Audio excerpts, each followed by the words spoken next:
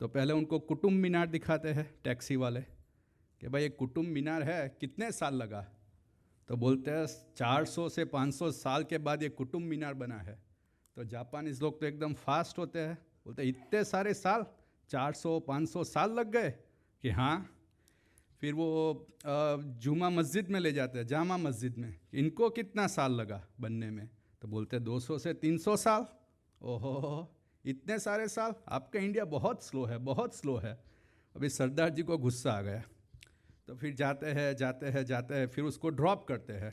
फिर जापानीज बोलता है कि कल वापस आना, फिर कल में आप फिर से मुझे दिल्ली घुमाने के लिए ले जाना। तो सरदार जी दूसरे दिन आते हैं, जापानीज को सीधा अपने अक्षरधाम में ले जाते हैं। पूरा अक्षरधाम घूमते हैं, देखते हैं, सब बोलते हैं। फिर जापानीज एकदम चिल्ला के सरदार जी को बोलता है कि तू बेवकूफ़ है। बोलता है तू बेवकूफ़ है, ये क्यों? कि मुझे यहाँ पे कल पहले लाना चाहिए था ना, आज क्यों लाया?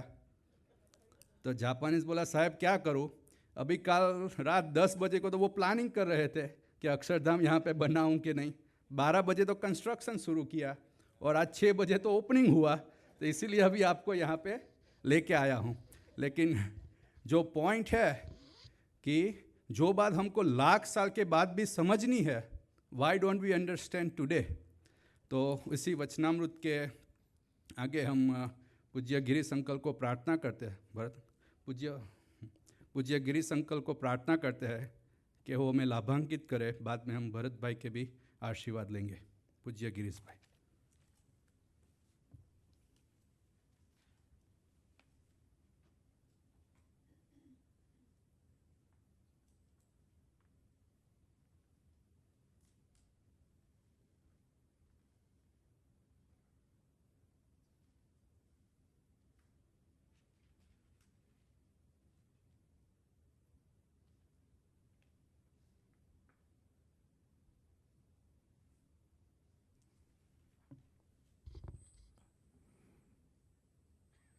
सहजान साईं महाराज की जय।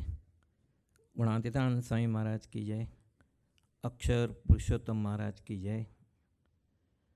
सर्वे गुणातीत स्वरूपों की जय।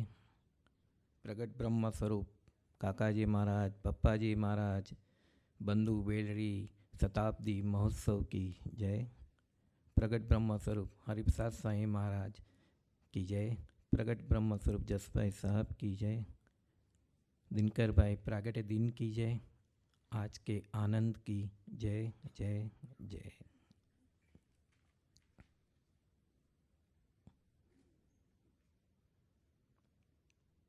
वतनामृत मध्य का 21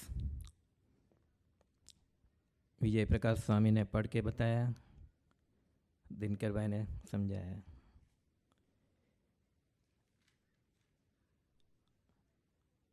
ये वतनामृत में जो भगवान ने कहा है और भगवान ने जो अपने को हिंट दी है, उसका सेकंड पोर्शन में कवर करता हूँ।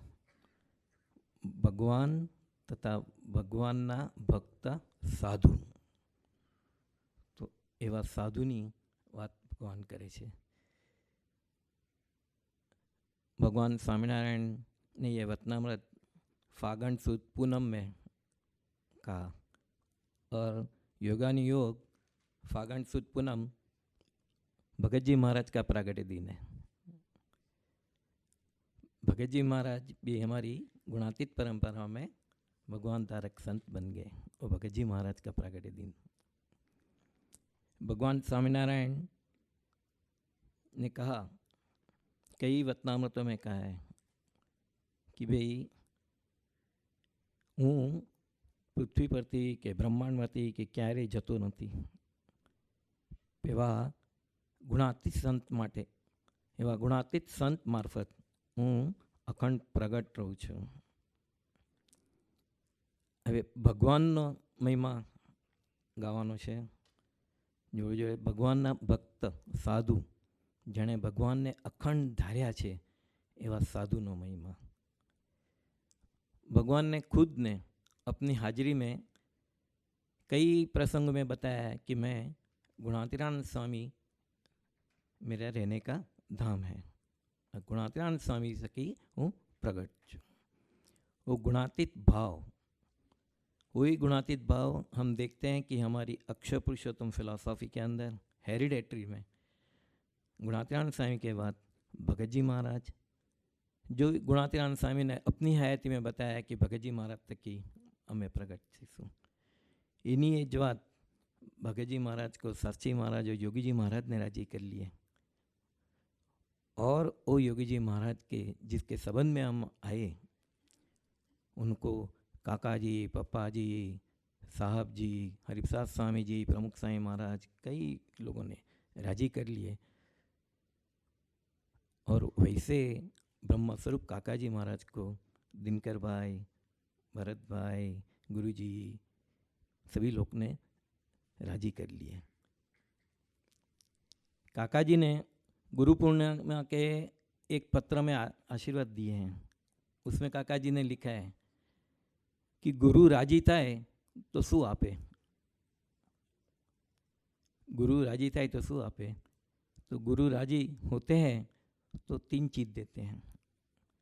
एक विज़न देते हैं, दूसरा विचार देते हैं, और तीसरा वचन देते हैं।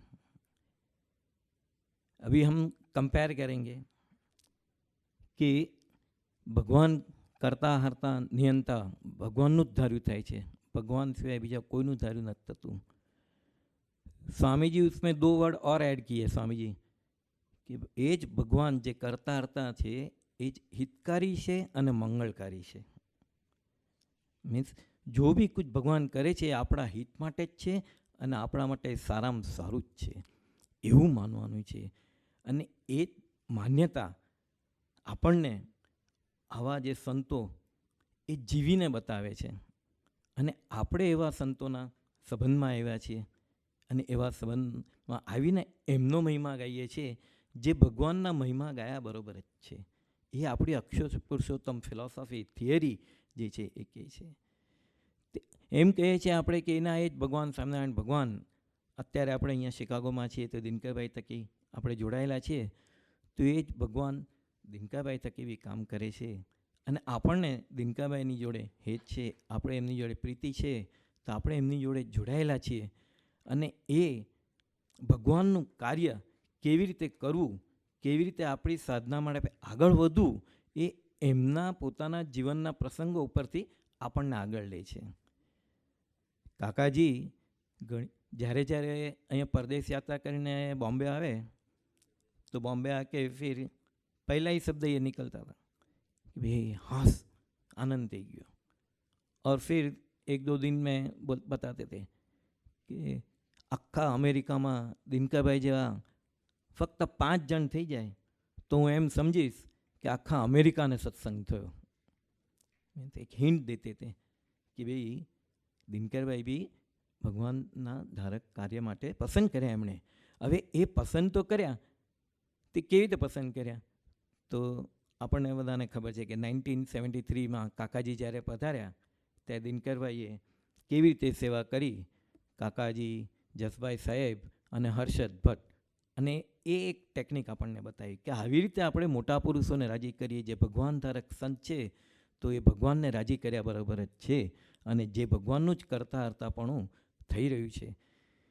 દિનકરભાઈ હશે જ પૂર્વના, એટલે દિનકરભાઈને ફર્સ્ટ સાઇટ એટ લવ એમના શબ્દોમાં કહીએ તો કાકાજી જોડે થઈ ગયો। કાકાજીને તો પહેલી વાર જોયા તો ફર્સ્ટ સાઇટ લવ થઈ ગયો એમને। કેમ? તો એમનો જીવ અને કાકાજીનો જીવ એકબીજાને ઓળખતા હતા। એ જ ભગવાનનું કાર્ય કરવા માટે દિનકરભાઈ બી પધાર્યા છે, અને એ જ ભગવાનનું કાર્ય કાકાજી કરી રહ્યા હતા।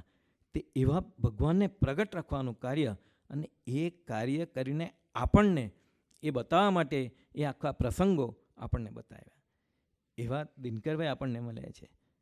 કાકાજી એવું બી કહેતા કે મુંબઈમાં કે તમે બધા અહીંયા મારી નજીક બેઠા છો, 10 ફૂટનું બી ડિસ્ટન્સ નથી, અને દિનકરભાઈ જે અહીંયાથી 10,000 માઇલ દૂર અમેરિકામાં છે, તે છતાંય એ તમારા કરતાં મારા અતિ નજીક છે, મારા હૃદયમાં બિરાજમાન।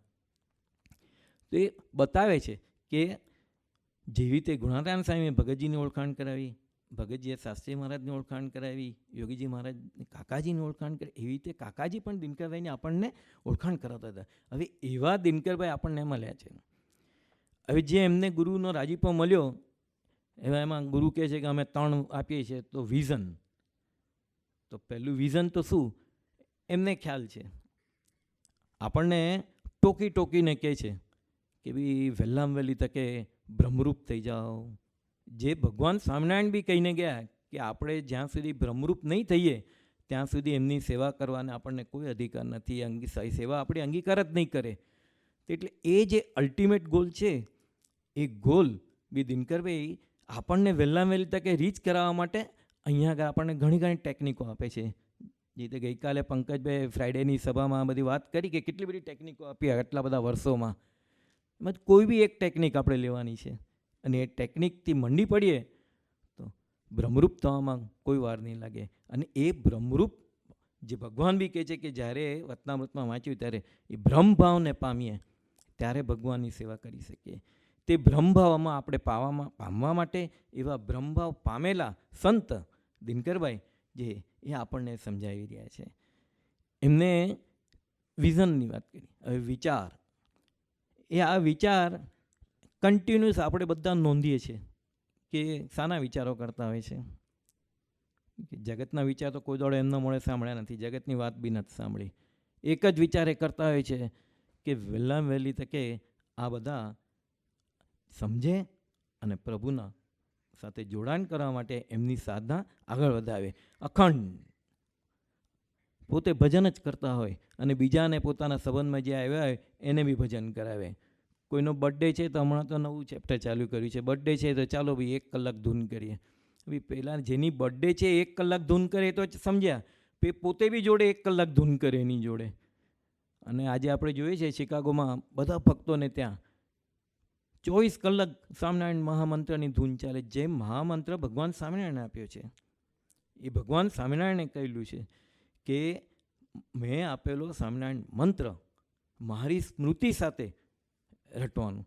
એ સ્મૃતિ સાથે ભગવાન સ્વામિનારાયણ મહામંત્ર આપણે રટીએ એની બી એક આપણને ટેવ પાડી રહ્યા છે કે અત્યારથી જ આપણે પ્રેક્ટિસ કરતા જાઓ તો કે જેથી કરીને વહેલામાં વહેલી તકે આપણે બ્રહ્મરૂપ થઈ જઈએ, ગુણાતીત ભાવને પામી જઈએ. એ ત્રીજું કે વચન. તો વચન તો શું? તો એ વચન કાકાજીએ એમને આપ્યું કે ભાઈ તમે જે કાર્ય કરશો, ભગવાનને આગળ રાખીને જે કાર્ય કરશો, ભગવાનના સંબંધો લાવવા માટે જે કાર્ય કરશો, એમાં અમે આવી ગયા.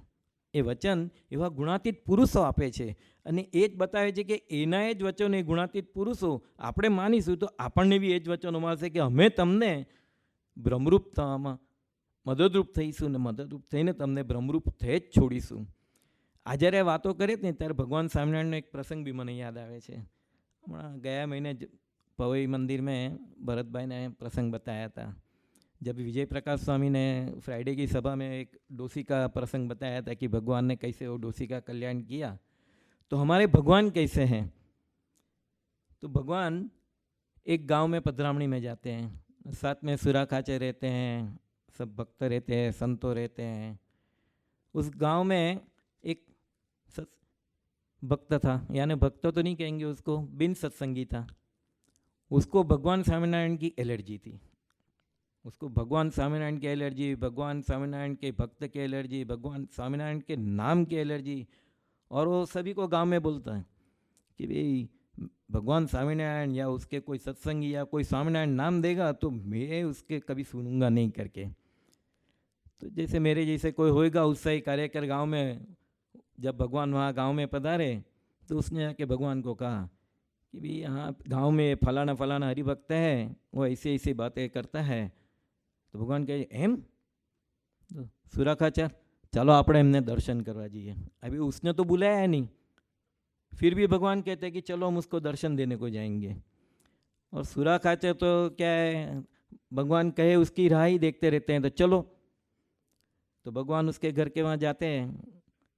तो उसने जब देखा कि भगवान आ रहे हैं तो उसने दरवाज़ा बंद कर दिया. तो भगवान तो दरवाज़ा के पास आके खड़े रहेंगे, दरवाज़ा खोलो, नहीं खोलते हैं.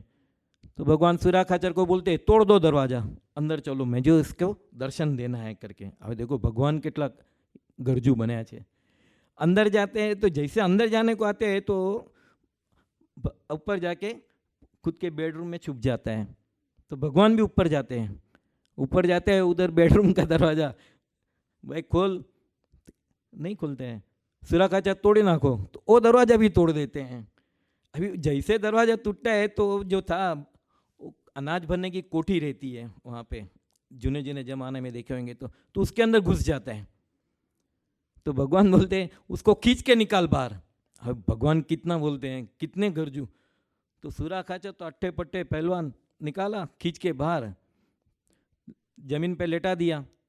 तो उसने आंखें बंद कर ली कि मुझे भगवान का दर्शन नहीं करना है, आंखें बंद कर ली। तो भगवान सूरा खाचर को कहते हैं उसकी आंखों का पापण खोल, मुझे उससे दर्शन देना है। अभी देखो कितनी हद थी गया। तो सूरा खाचर आंखों की पापण खोलते हैं, ऐसे हम खोलते हैं ना वैसे। तो पापण खोलते हैं तो डोळा ऊपर कर देता है, जो आँख में रेटिना है ना ये ऊपर कर दे छे। तब भगवान बोलते हैं छोड़ दे अभी इसको, अभी मुझे, और भगवान निकल जाते हैं। भगवान एटली बधा प्रयत्न अपना माटे करे छे કે એટલા બધા ગરજુ આપણા માટે બને છે।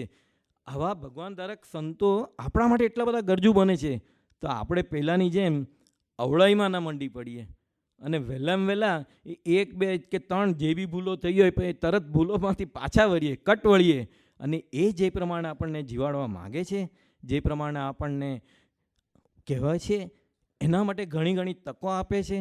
અને અત્યારે બી આપણને સરસમાં સરસ એક તક આપી છે કે જૂન 2016માં કાકાજી પપ્પાજી બંધુ બેલડી શતાબ્દી મહોત્સવ ઉજવવો છે।